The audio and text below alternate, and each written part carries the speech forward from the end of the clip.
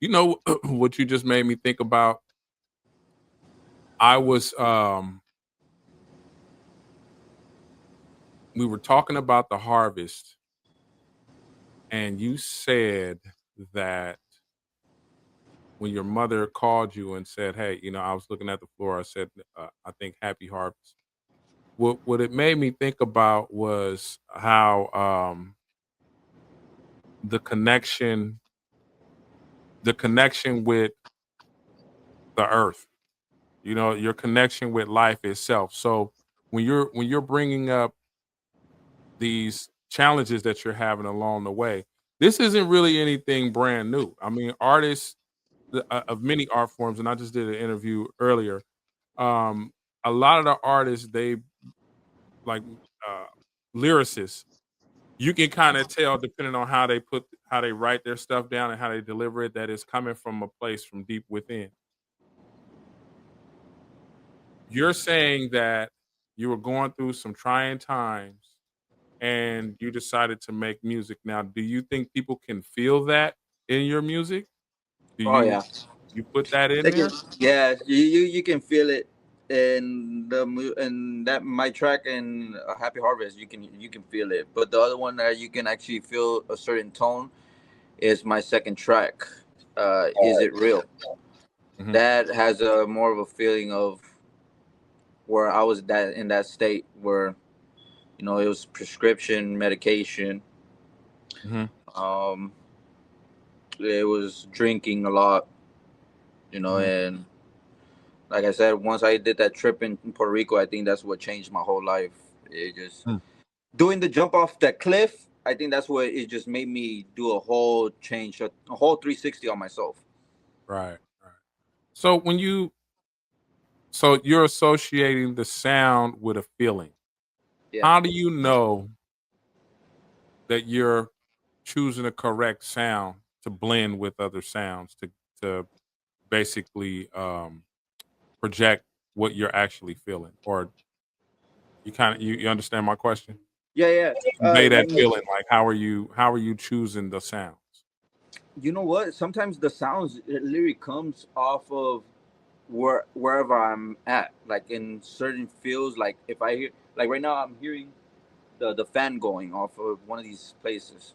Mhm. Now that little sound, it bring me like a sound that I can manipulate and then make something that I'm feeling right now. Mm. Where I'm feeling excited. I'm like, damn, they gave me an opportunity to be here in this show. So thank you so much for letting me come out and be here in this platform. I really appreciate it. It just now with this, it gives me another motivation where I'm like, damn, what kind of music should I bring out? Because I took out another one and Rizzers are like, "Hey, this is sounds like more like techno." I'm like, "No, it's house blend, but yeah, Yeah. it might sound like techno, but it's just my feeling of what I was going through that day." Yeah. So like sometimes like today, right? I was like, "Okay, I'm gonna have this interview and everything." I'm like, now this gave me more of that bump. I'm like, okay, now I need to do that sound bass and bring that bass going. And I'm like, Mm. now I feel this. Like that's how I get inspired. Certain Okay. feelings. Okay. Do you not what because if you're making music without words, you're trying to convey a message. And I know we're talking about feeling, but if someone listens to one of your songs from beginning to end, what message did you put in the music? That you can feel free. You can be free. You don't have to, show certain people that you have to be accepted. Mm. This is you being free and giving your feelings out there and showing the world what you feel at the time that you're in that certain state. I think that's what a lot of these artists what we go through, right? As artists, we we probably can do a lot of shows and everything, but right when we go back to the hotel, we have a certain feeling, right? Mhm.